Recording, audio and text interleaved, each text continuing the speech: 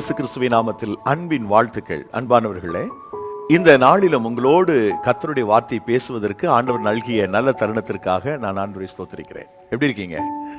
நல்லா இருப்பீங்கன்னு நம்புறேன். நல்லா இருக்கணும். நன்றாய் இருப்பதற்காகவே இந்த வார்த்தைகள் பேசப்படுகிறது.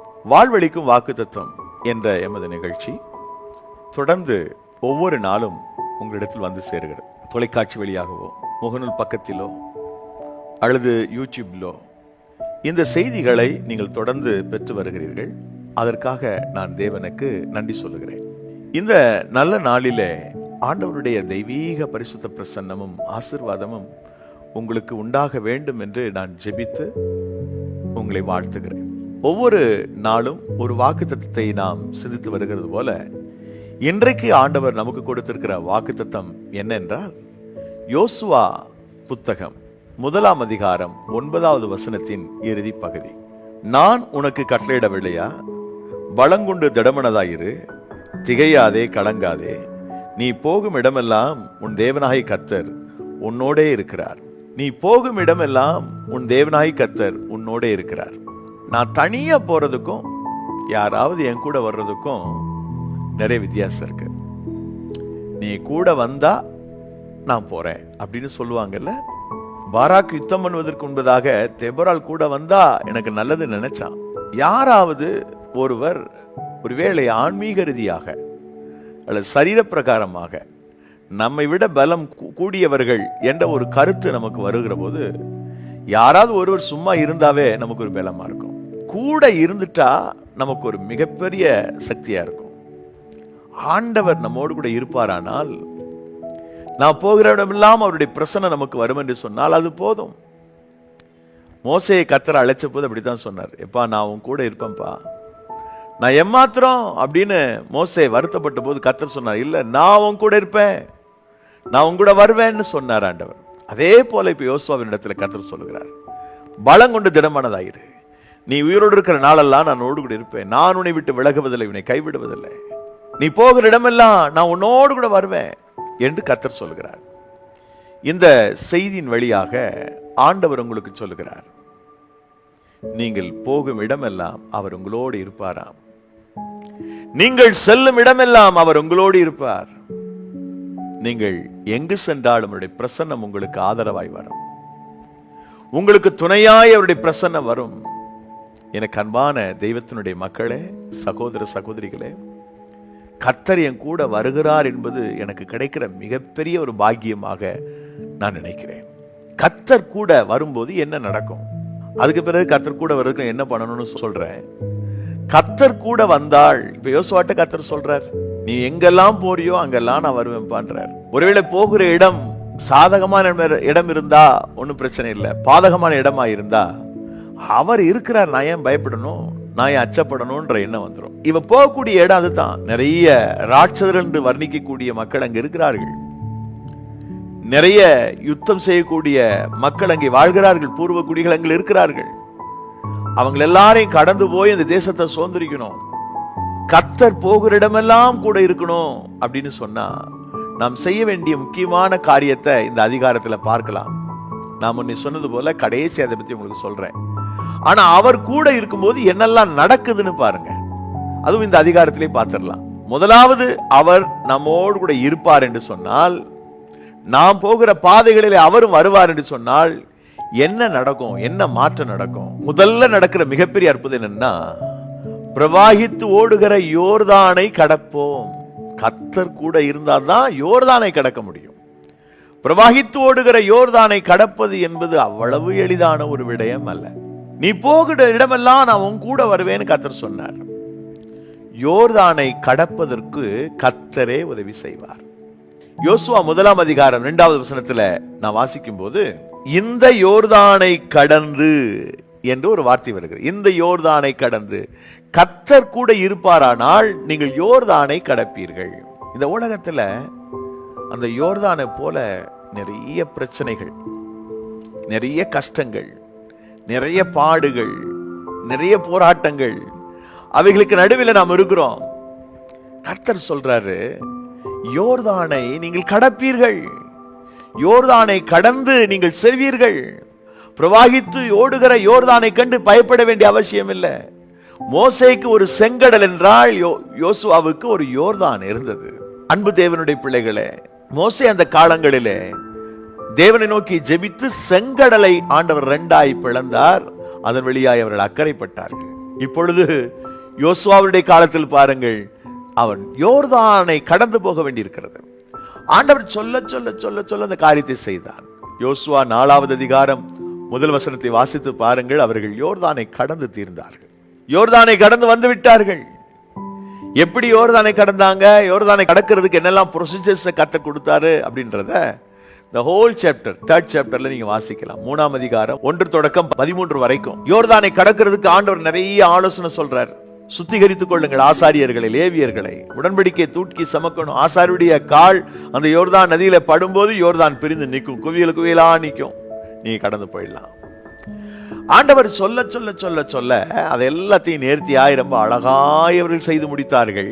4:1 யோசுவால பார்க்கிறோம், அவர்கள் யோர்தானை கடந்து தீர்த்தார்கள். அன்பு தேவனுடைய பிள்ளைகளே, உங்க வாழ்க்கையில கடக்க முடியாத பல பிரச்சனைகள் இருக்கிறது இல்லையா? கடன் பிரச்சனை, சில குடும்ப பிரச்சனை, தீர்வே கிடைக்கல. சில பிரச்சனைகளுக்கு தீர்வு கிடைக்கல. நான் என்ன பண்றதுனே ஒன்னும் புரியல. தீர்வு இல்லாம நான் கஷ்டப்படுறேன். பிரச்சனைக்கான தீர்வு என்னிடத்தில் இல்லை. நான் என்ன செய்வது? போராட்டமான ஒரு சூழல், மனவேதனைப்படுகிறேன், துக்கப்படுகிறேன். எப்படி இந்த பிரச்சனை கடந்து போறது? யோர்தானை போல இருக்கக்கூடிய என் கண்ணுக்கு முன்னாடி இருக்கக்கூடிய இந்த பிரச்சனைகளை கடந்து போறதுக்கு ரொம்ப கஷ்டமா இருக்குது. நான் என்ன செய்ய போறேன்? சில நேரங்களில் பாருங்களேன், ஒரு சிக்கல் வந்த உடனே அதுல இருந்து வெளியில நம்ம வர்றதுக்கு படுற பாடு இருக்கு பாருங்களேன், கொஞ்சம் நஞ்ச பாடு இல்லை, அவ்வளவு வேதனையை நாம் கடக்க வேண்டியிருக்கும். இந்த நாளிலே கர்த்தர் உங்களோடு கூட பேசுகிறார். ஆண்டவர் உங்களோடு கூட பேசுகிறார். நீ கடக்க முடியல, இதனால சமாளிக்க முடியாது, ஜெயிக்க முடியாது அப்படின்னு நினைக்கக்கூடிய விஷயங்களில ஆண்டவர் பெரிய வெற்றியை தருவார். அநேக ஆண்டுகளுக்கு முன்பதாக ஈரோட்டில் எனக்கு மிகவும் நெருக்கமான ஒரு சகோதரர் ஜவுளி தொழிலில் இருந்தார். அவரும் அவருடைய நண்பரும் மிக நெருங்கிய சிநேகம் பாராட்டுகிறவர்கள். இருவரும் சேர்ந்தே தான் அந்த பிசினஸ் தொடங்கினாங்க. 2 பேரும் அந்த ஸ்தலத்துக்கு போயிட்டோம்னா 2 பேரும் ஒரே மாதிரி சேர்ல போட்டு உட்கார்ந்துருப்பாங்க. சேர் மாத்திரம் இல்லை, அவங்க வீடும் 2 பிளாட்ஸ் பக்கத்து பக்கத்துல வாங்கி 2 வீடும் ஒரே மாதிரி கட்டியிருக்கிறாங்க. 2 பேரும் வெவ்வேறு சமூகத்தை சேர்ந்தவங்க. ஆனா அந்த நண்பர்கள் 2 பேரும் ஒன்னா பிசினஸ் பண்ணி ஒன்னா வீட்டை கட்டி, அந்த வீடு அந்த நாட்களிலே 1 கோடி ரூபாய் போகும். அந்த நாட்களில் இப்போ அதிகமா போகும்னு வச்சுக்கோங்களேன். என்ன ஆச்சு? திடீர்னு ஒரு நாள் எல்லாமே நஷ்டம், நிறைய கடன் பிரச்சனை மாட்டிட்டாங்க. 2 பேரும் தலைமறைவாகி விட்டார்கள். இப்ப வட்டிக்கு கொடுத்தவங்க அந்த இடத்தை, அந்த வீட்டை எழுதி வாங்குறதுக்கு த்ரெட்டன் பண்றாங்க. அப்பொழுது நான் இருக்கக்கூடிய இந்த பணித்தளத்திற்கு அவர் வந்து சேர்ந்தார். ஒரு பெரிய நிலையில் இருந்த சகோதரன் தான். அவருடைய முகத்தில் ஒரு மரண பயம். ஐயோ, நான் என்ன பண்ண போறேன், சமாளிக்கிறதுக்கு வாய்ப்பே இல்லை, இந்த பிரச்சனையை சால்வ் பண்ணி மேல வர்றதுக்கான சந்தர்ப்பமே எனக்கு இல்லை, வாட் கேன் ஐ டு, என்னால் என்ன செய்ய முடியும்? அவர் சோர்ந்து போனார். அன்பு தேவனுடைய பிள்ளைகளே, தேவனாய் கர்த்தர் பரலோகத்தில் இருந்து அவரை பார்த்து கொண்டிருந்தார். அவருடைய மனசுல கொஞ்சம் விசுவாசம் இருந்துச்சு. நாங்கள் அவருக்கு அந்த வார்த்தைகளை சொல்லி ஒரு உற்சாகப்படுத்தினோம். முடிவில் ஜெபம் பண்ண துவங்கினோம். பாருங்கள், ஜெபிக்க துவங்கின பிறகு அவருடைய மனசுல ஒரு நல்ல நம்பிக்கை வந்துச்சு. அதன் பிறகு நாங்கள் சிலரை அவரோடு கூட அனுப்பினோம் அந்த வட்டிக்காரங்கிட்ட பேசுறதுக்கு. நம்முடைய சகோதரர்கள், ஊழியத்தை நேசிக்கிற பிள்ளைங்கள்லாம் போய் அவருக்காக பரிந்து பேசி ஆண்டவர் கிருபையாக அந்த நெருக்கடியிலிருந்து காப்பாற்றினார். இன்னும் அந்த வீட்டில் அவர்கள் கூடியிருக்கிறார்கள். அன்பு தேவனுடைய பிள்ளைகளே, அவருடைய மனசுல ஒரு யோர்தானை போல பிரச்சனை. நான் என்ன பண்ண போறேன்னு தெரியலையே, எப்படி சமாளிக்க போறேன்னு தெரியலையே, இது எப்படி மேற்கொள்ள போறேன்னு தெரியலையே, பரிதபித்த ஒரு நிலையில் அவர் இருந்தார். ஆனால் அந்த நாள், ஒரே நாள், அந்த ஜெபத்துக்கு பிறகு கர்த்தருடைய காரியங்களை தலைகளாய் மாற்றினார். கர்த்தருடைய அற்புதம் நிகழ்ந்தது. யோர்தானை கடந்து போவதற்கு கர்த்தர் உங்களோடு கூட இருப்பாரானால் நீங்கள் யோர்தானை கடந்து போவீர்கள். யோர்தானை கடந்து போவதற்கான ஆற்றலை கர்த்தர் உங்களுக்கு கொடுப்பார், உங்களுக்கு அவர் தருவார். இரண்டாவது, கர்த்தர் கூட இருப்பாரானால் தேசத்துக்குள் பிரவேசிப்பீர்கள். யோர்தானை கடந்து போன பிறகு தேசத்திற்குள் பிரவேசிப்பீர்கள். அந்த நாட்டுக்குள்ள போறது என்பது அவ்வளவு சாதாரணமான விஷயம் இல்ல. நிறைய எதிரிகள் இருக்கிறார்கள். அச்சப்படக்கூடிய நிலையிலே மக்கள் இருக்கிறார்கள். தேசத்துக்குள் பிரவேசிக்கும்படி கர்த்தர் உதவி செய்வார். யோசுவா முதல் அதிகாரத்தின் 2வது வசனத்தை நான் வாசிக்கிறேன். இப்பொழுது நீயும் இந்த ஜனங்கள் எல்லாரும் எழுந்து இந்த யோர்தானை கடந்து இஸ்ரவேல் புத்திரருக்கு நான் கொடுக்கும் தேசத்திற்கு போங்கள். இந்த தேசத்திற்குள்ள போவதற்கு கர்த்தர் கூட இருக்கணும். தேவன் கூட இருந்தா தான் போக முடியும். அந்த ஜனங்கள் மிக மோசமான ஜனங்கள். அப்படித்தானே வேவு பார்த்தவங்க சொன்னாங்க. என்னாகும் புத்தகம் 13ஆம் அதிகாரம் 31, 32, 33 வசனங்களை உங்களுக்காக வாசிக்கிறேன். அவனோட கூட போய் வந்த மனிதரோ, நாம் போய் அந்த ஜனங்களோடு எதிர்க்க நம்மால் கூடாது, அவர்கள் நம்மை பார்க்கலும் பலவான்கள் என்றார்கள். நாங்கள் போய் சுற்றி பார்த்து வந்த அந்த தேசம் தன் குடிகளை பட்சிக்கிற தேசம். நாங்கள் அதிலே கண்ட ஜனங்கள் எல்லாரும் மிகவும் பெரிய ஆட்கள். அங்கே ராட்சத பிறவியான ஏனாக்கின் குமாரராகிய ராட்சதரையும் கண்டோம். நாங்கள் எங்கள் பார்வைக்கு வெட்டுக்கிளிகளைப் போல இருந்தோம், அவர்கள் பார்வைக்கும் அப்படியே இருந்தோம் என்று சொல்லி இப்படி இஸ்ரவேல் புத்திரருக்குள்ளே தாங்கள் சுற்றி பார்த்து வந்த தேசத்தை குறித்து துர்ச்செய்தியை பரம்ப செய்தார்கள். ஏற்கனவே இந்த தேசத்தில் இருக்கக்கூடிய மக்களை குறித்த ஒரு பய உணர்வு மக்கள்கிட்ட இருந்துச்சு. அவங்க எல்லாம் மோசமான மக்கள், ரொம்ப பெரிய பெரிய ஆட்களா இருப்பாங்க, ராட்சதர்களா இருப்பாங்க, ஐயோ நம்மளை ஒண்ணு இல்லாம பண்ணிடுவாங்க, நம்மளை க்ளோஸ் பண்ணிடுவாங்க அப்படின்ற ஒரு பயம் அவங்களுக்கு இருந்துச்சு.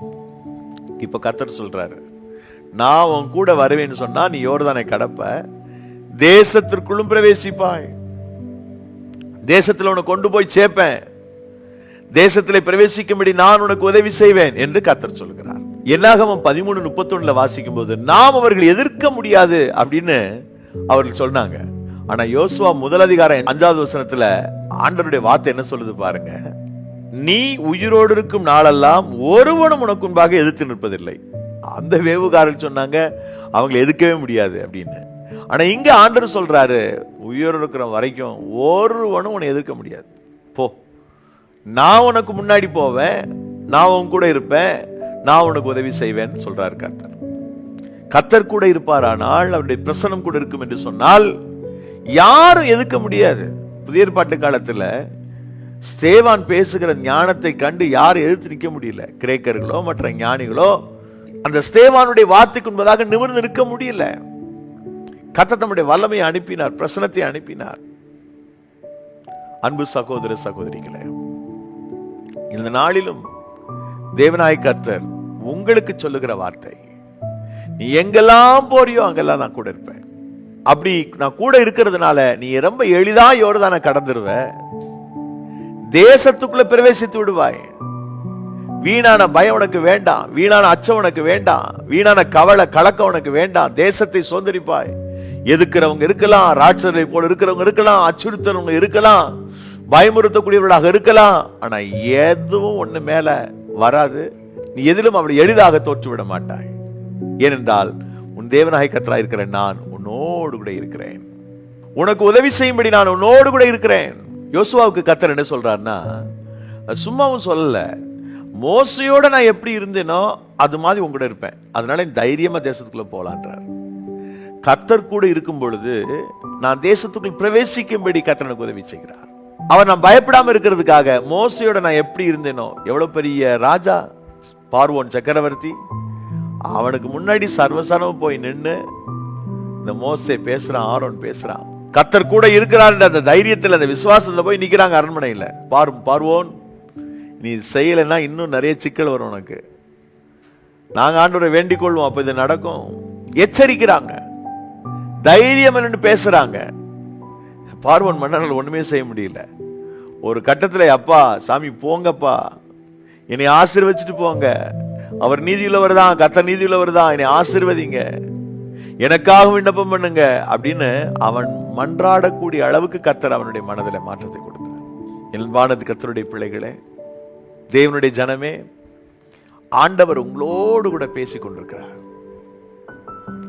கர்த்தர் கூட இருந்தால் யோர்தானை நான் கடந்து போவேன், எனக்கு இருக்கிற எல்லா பிரச்சனைகளையும் வெற்றி கொள்வேன், எனக்கு இருக்கிற எல்லா தடைகளையும் நான் உடைத்து எறிந்து மேல வந்துடுவேன். கர்த்தரையும் கூட இருந்தான்னு சொன்னா, ராட்சதர்கள் இருக்கிறார்கள், எதிராளிகள் மோசமானவங்க அப்படின்னு சித்தரிக்க படக்கூடிய அந்த வாக்குத்தத்தன் பூமியில நான் ரொம்ப எளிதா பிரவேசித்து விடுவேன், யாரையும் எதிர்க்க முடியாது. ஏனென்றால் என்னை கொண்டு செல்கிறவர் கர்த்தர், என்னை அழைத்து செல்கிறவர் கர்த்தர், யாரையும் என்னை ஒண்ணு செய்ய முடியாது. கர்த்தர் செய்து முடிக்கிறார். மூன்றாவதாக தேசத்தை சுதந்தரிக்கும்படி, அந்த தேசத்தை சொந்தமாக்கும்படி கர்த்தர் உதவி செய்வார். கர்த்தர் கூட வந்தார்னா தேசத்தை சொந்தமாக்குவோம், தேசத்தை சுதந்தரிப்போம். தேசத்தை சுதந்தரிக்கும்படி, தேசத்தை சொந்தமாக்கும்படி கர்த்தர் உங்களுக்கு துணையாக இருந்து உங்களை ஆசீர்வதிப்பார். யோசுவா புஸ்தகம் 1 அதிகாரம் 3வது வசனத்தை வாசித்து பாருங்கள். நான் மோசேக்கு சொன்னபடி உங்கள் காலடி மிதிக்கும் எவ்விடத்தையும் உங்களுக்கு கொடுத்தேன். எந்த இடத்துல நீங்க நடந்தீங்களோ அதெல்லாம் உங்களுக்கு நான் கொடுத்துட்டேன் ஆண்டவர். தேசத்தில் பிரவேசிக்க செய்தது மாத்திரமல்ல, தேசத்தை சுதந்தரிக்கும்படி கர்த்தர் உதவி செய்தார். தேசத்தை சொந்தமாக்கும்படி கர்த்தர் உதவி செய்தார். பாருங்கள், யோசுவா அந்த தேசத்தை அவன் பிடித்துக் கொண்டது மாத்திரமல்ல, சுதந்தரித்தது மாத்திரமல்ல, எல்லாருக்கும் அந்த நிலங்களை, அந்த இடத்தை, அந்த நாட்டை பங்கிட்டு கொடுக்கிறான். எல்லா சகல கோத்திரத்துக்கும் கோத்திரவாரியா பிரித்தெடுத்து, இது யூதா கோத்திரத்துக்குரியது, இது பென்யமீனுக்குரியது, இது நப்தலிக்குரியது, இது ஆசேருக்குரியது, இது ரூபனுக்குரியது என்று ஒவ்வொரு கோத்திரவாரியாக நிலங்களை பிரித்து பிரித்து பிரித்து கொடுக்கிறான். நிலங்களை பங்கிட்டு கொடுக்கிறான். அதையும் கூட நான் வாசிக்க முடியும். யோசுவா 1:6, நான் கொடுப்பேன் என்று ஆணையிட்ட தேசத்தை நீ இவர்களுக்கு பங்கிடுவாய். நான் கொடுக்கும் தேசத்தை நீ பங்கிடுவாய். ஒவ்வொரு கோத்திரத்துக்கு தேவையானதை பிரிச்சு பிரிச்சு கொடுப்பப்பா. நான் உனக்கு எல்லாவற்றையும் நேர்த்தியாய் செய்து கொடுப்பேன். அந்தந்த கோத்திரத்துக்கு என்ன நிலங்கள் இருக்கிறதோ நான் வாக்கு பண்ணுகிறபடி எல்லாவற்றையும் நேர்த்தியாய் டிவைட் பண்ணி கொடுப்பேன் அப்படின்னு கர்த்தர் சொன்னார். முதலாவது நீங்க பாத்தீங்கன்னா யோர்தானை கடப்போம், இரண்டாவது தேசத்தில் பிரவேசிப்போம், மூணாவது தேசத்தை சுதந்திரிப்போம். இந்த மூணும் எதனால நடக்குதுன்னா, தேவனாய் கர்த்தர் நம்மோடு இருப்பதனால். தேவனாய் கர்த்தர் நமக்கு அனுசரணையாக நமக்கு உதவி செய்யும்படி நம்மோடு இருப்பதனால் இது நடக்கிறது. அன்பான தெய்வத்தினுடைய மக்களே, தேவன் உங்களுடைய வாழ்க்கையில செய்யக்கூடிய மிக உன்னதமான மகிமையான ஒரு காரியம் இதுதான். கர்த்தர் தம்முடைய ஆசீர்வாதத்தின் மேன்மையை உங்கள் மேல் ஊற்றுவார். அவருடைய வல்லமையை உங்கள் மேல் ஊற்றுவார். நீங்கள் ஆசீர்வதிக்கப்படுவீர்கள். கர்த்தர் உங்களை பலப்படுத்தி உயர்த்துவார். கர்த்தருடைய கரத்தின் நிழலிலே நீங்கள் காப்பாற்றப்படுவீர்கள். என் அன்பு சகோதர சகோதரிகளே, பெரியவர்களே, தாய்மார்களே, இந்த அருமையான நன்னாளிலே ஆண்டவர் உங்களுக்கு சொல்லுகிறேன், நீ எங்கெல்லாம் போறியோ மகனே மகளே, நான் உன் கூட வருவேன். உனக்கு இருக்கிற எல்லா பிரச்சனையும் நான் அறிவேன். மனுஷன் உன் முகத்தை தான் பார்க்க முடியும். நான் உன் இருதயத்தில் இருக்கிற எல்லா நினைவுகளை, எண்ணங்களை, யோசனைகளை அறிந்திருக்கிறேன். ஏற்ற காலத்தில் நான் உனக்கு நன்மை செய்வேன் என்று கர்த்தர் சொல்கிறார். என்னுடைய ஆண்டவர் நான் போகிற இடமெல்லாம் என் கூட வருவார். அதனால இனி நான் எதுக்கும் கவலைப்பட வேண்டிய அவசியம் இல்லை, எதுக்கும் பயப்பட வேண்டிய அவசியம் இல்லை. ஆண்டவருடைய அந்த வல்லமை என் கூட வரப்போகிறது. அவர் சொன்ன வார்த்தையின்படி எனக்கு முன்னாடி அவருடைய சமூகம் செல்லும். கர்த்தர் எனக்கு முன்பாக போகிறவர் உன்னோடு இருக்கிறார், உன்னை விட்டு விலகுவதில் உன்னை கைவிடுவதில் சொன்ன வாக்கு 31:8 உபாகமத்தின்படி என்னுடைய லைஃப்ல அவர் எனக்கு முன்னாடி போவார். எல்லா தடைகளும் உடைஞ்சு விழும். செங்கடல் பிரியும், யோர்தான் பிரிந்து நிற்கும், சத்துருக்கள் சிதறண்டு ஓடுவார்கள். அதெல்லாம் நடக்கும். கர்த்தர் நீங்க போகிற இடமெல்லாம் கூட வருவார் என்றால் இதெல்லாம் சம்பவிக்கும். சரி, இந்த மாதிரி ஒரு ஆசீர்வாதம் என்னுடைய வாழ்க்கையில வர்றதுக்கு நான் என்ன பண்ணணும் அப்படின்னு கர்த்தர் இங்க சொல்றார். யோசுவாவுக்கு கர்த்தர் சொன்ன வார்த்தையை நான் எடுத்துக்கொள்கிறேன். யோசுவா புஸ்தகம் 1 அதிகாரம் 8வது வசனம். கர்த்தருடைய வேதத்தின் மேல பிரியம் வேணும். ஆண்டோடைய வேதத்தின் மேல உங்களுக்கு ஒரு நல்ல ஒரு பிரியம் இருந்துச்சுன்னு சொன்னா, அந்த பிரியத்தினால மற்றது எல்லாம் உங்க லைஃப்ல நடக்கும். கர்த்தருடைய வேதத்தின் மேல பிரியமா இருக்கிறோமா? சங்கீதம் 1 சங்கீதத்தில் 2வது வசனம் சொல்லுது, கர்த்தருடைய வேதத்தில் பிரியமாயிருந்து. கர்த்தருடைய வேதத்துல முதலாவது பிரியம் வேணும் நமக்கு. நம்ம ஆண்டவருடைய வேதத்தின் மேல் நம்முடைய பிரியத்தை முழுமையாக வைப்போம். அவருடைய வேதத்தை நேசிப்போம். இந்த வேதம் தான் நமக்கு என்ற ஒரு எண்ணம் வரட்டும். வேதத்தின் மேல நீங்க அவ்வளவு பிரியமா இருங்க. கதை புத்தகங்களை படிக்கிறதுல எவ்வளவு ஆர்வம் நமக்கு. இப்ப எல்லாம் மொபைல் ரொம்ப ஆர்வமா இருக்குது. அந்த மொபைலுக்கு காட்டுற ஆர்வம் வேதத்தில் இருக்குதா? இருக்கு பிரதர், செல்போன்லயே பைபிள் வச்சிருக்கிறோம் அப்படின்னு சொல்றாங்க. வேதாகமத்தை எடுத்து வைத்து அதுக்கு முன்பாக ஒரு ஜெபம் பண்ணி இந்த வேதாகமத்தை வாசிக்கிற பழக்கம் வேணும். கர்த்தருடைய வேதத்தின் மேல முதல்ல பிரிய வேணும் உங்களுக்கு. கர்த்தருடைய வேதத்தை நல்லா பிரியமா நேசித்து வாசித்து வந்தால், அன்பானவர்களே, உங்களுடைய வாழ்க்கையில், உங்களுடைய ஜீவிதத்தில் ஒரு மிகப்பெரிய ஆசீர்வாதமான உயர்வை நீங்கள் காணலாம். கர்த்தருடைய வேதம் குறைவற்றது, கர்த்தருடைய வேதம் நிறைவானது, கர்த்தருடைய வேதம் நம்ம உயிர்ப்பிக்கிறது, கர்த்தருடைய வேதம் தான் சந்தோஷத்தை மனமகிழ்ச்சியை நமக்கு கொடுக்கிறது. கர்த்தருடைய வேதத்துக்கு கொடுக்கக்கூடிய இம்பார்ட்டன்ஸை கொடுங்க. வேதத்தை அதிகமா நேசிங்க. இந்த வேதத்தின் மேல பிரியம் வைங்க. முதலாவது இத யோசுவா புஸ்தகம் 1ஆம் அதிகாரம் 8வது வசனம் சொல்லுது. சங்கீதம் 1வது அதிகாரம் 2வது வசனம் 3வது வசனத்திலையும் நான் வாசிக்கிறோம். ரெண்டாவது என்ன பண்ணணும்னா, அந்த வேதத்தை வாசிப்பது மாத்திரமல்ல, அது மேல பிரிய வைக்கிறது மாத்திரமல்ல, அந்த வேதத்தை தியானம் செய்யுங்கள். இந்த வேத வசனத்தை தியானித்துக் கொண்டிருப்பாயானால் புத்திமானாய் நடக்கவும் காரியத்தை கர்த்தர் வாய்க்கவும் செய்வார் அப்படின்னு இருக்கு. வேதத்தின் மேல் பிரிய வைக்கிறது மாத்திரமல்ல, வேதத்தை தியானிப்பது. அதை செய்யும்போது என்ன நடக்குதுன்னா, நல்ல நாலேஜை கர்த்தர் கொடுக்கிறார், சவுண்ட் மைண்டை கர்த்தர் கொடுக்கிறார், நல்ல காரிய சித்தி உள்ளவங்களா கர்த்தர் மாற்றாரு. நாம செய்வதெல்லாம் வாய்க்குமா? எப்போ? இந்த வேத வசனத்தின்படி நாம் வாழ்வதற்கு நம்மை அர்ப்பணிக்கிறது மாத்திரமல்ல, பிரியமாயிருந்து இந்த வேத வசனங்களை யாரெல்லாம் தியானம் செய்கிறாங்களோ அவங்களுக்கு இந்த ஆசீர்வாதம், காரியம் வாய்க்கும். இதுதான் சங்கீதம், முதல் சங்கீதத்துல 2-3 வசனங்கள்ல பார்க்கிறோம். கர்த்தருடைய வேதத்தில் பிரியமாயிருந்து இரவும் பகலுடைய வேத தியானமாயிருக்கிற மனுஷன் பாக்கியவான். அவன் நீர்க்காலில் ஓரமாய் நடப்பட்டு தன் காலத்தில் தன் கனியை தந்து இலைதுரா இருக்கிற மரத்தை போல் இருப்பான். அவன் செய்வதெல்லாம் வாய்க்கும் என்று வேதம் சொல்கிறது. நீங்க செய்வது வாய்க்கணும்னு சொன்னா, கர்த்தருடைய வேதத்தில் பிரியமாயிருப்பது மாத்திரமல்ல, அடுத்தபடியாக அந்த வேதத்தை நன்கு தியானிக்கிறவர்களாய் இருங்கள். அந்த வேதத்தை நன்கு தியானித்து பழகுங்கள். மூன்றாவது, அந்த வேதத்தை விட்டு விலகக்கூடாது, அதன்படி நடக்கணும்.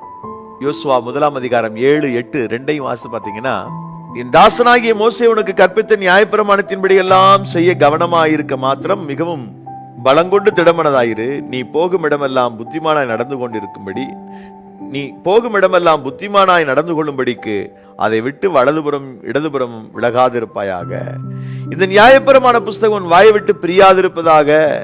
இந்த வேத வசனத்தை கடைபிடிக்கும் போது, கை கொள்ளும் போது நீங்க செய்வதெல்லாம் வாய்க்கும், வெற்றி கிட்டும்.